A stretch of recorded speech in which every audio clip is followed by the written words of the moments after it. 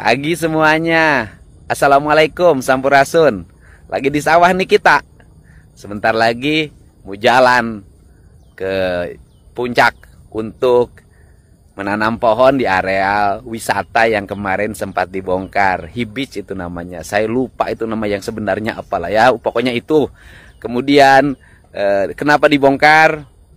Tata nilai keindahannya hilang, ekosistem tehnya hilang, air jatuh ke beton, turun ke sungai, banjir di Cisarua, banjir di Bekasi, banjir di kota Bekasi. Nah, gini deh, ini sawah nih indah nih. Indonesia ini punya modal kepariwisataan yang sangat luar biasa. Satu, punya alam yang sangat indah.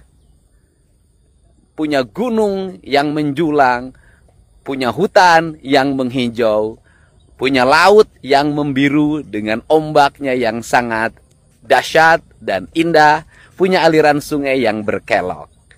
Problemnya apa? Gunungnya gundul, sungainya menyempit, keruh, penuh dengan sampah, kemudian lautnya, pantainya tidak tertata, banyak bangunan, kemudian kotor.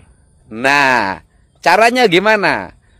Gunungnya harus hijau kembali, lautnya harus bersih, indah, tertata, kelok sungainya harus terjaga, sampah-sampahnya tidak boleh ada, pariwisata pasti berkembang, taruhan saya.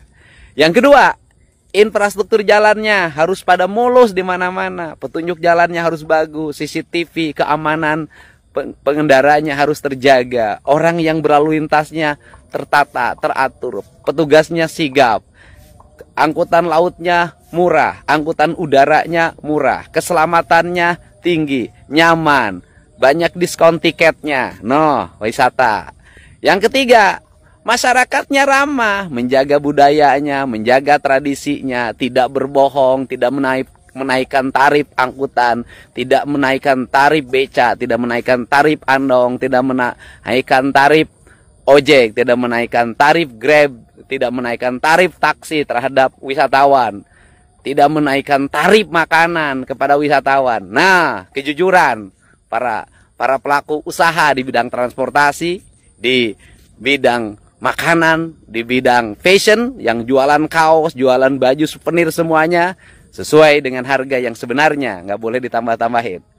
Kemudian yang berikutnya apa lagi? Keamanan negaranya harus aman, bebas dari konflik, tidak boleh jalannya macet karena orang terus-terusan menggunakan jalan untuk menyampaikan berbagai pikiran dan gagasan dalam setiap hari.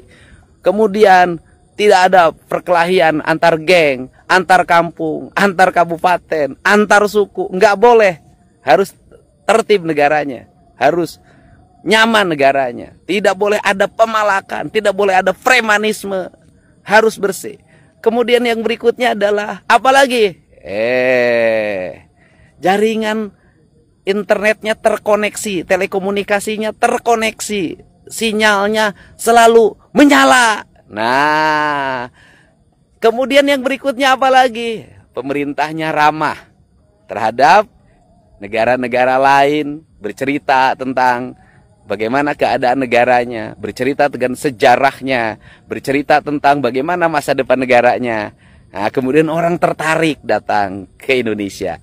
Jadi itu cara bagaimana kita meningkatkan kepariwisataan, sehingga kita tidak menjadi pariwisata pemain lokalan. Apa pemain lokalan? Hanya ngandelin anak sekolah dari studi tour. Nggak akan maju negara ini.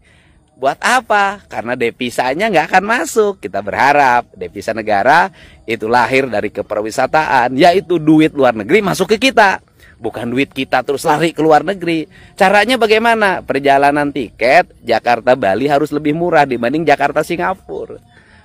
Perjalanan tiket Jakarta-Labuan Bajo harus lebih murah dibanding Jakarta-Malaysia. Nah, Jakarta-Thailand. Jadi perjalanan domestik kita harus lebih murah dibanding dengan perjalanan tiket ke luar negeri. Itu caranya.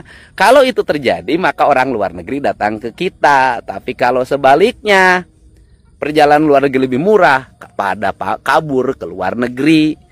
Harus Apa yang dilakukan? Membangun branding bangsa. Bagaimana membangun branding bangsa? Kita harus percaya, yakin pada keberadaban bangsa kita. Jos, maju wisata Indonesia, lemur diurus, kota ditata, Jawa Barat istimewa.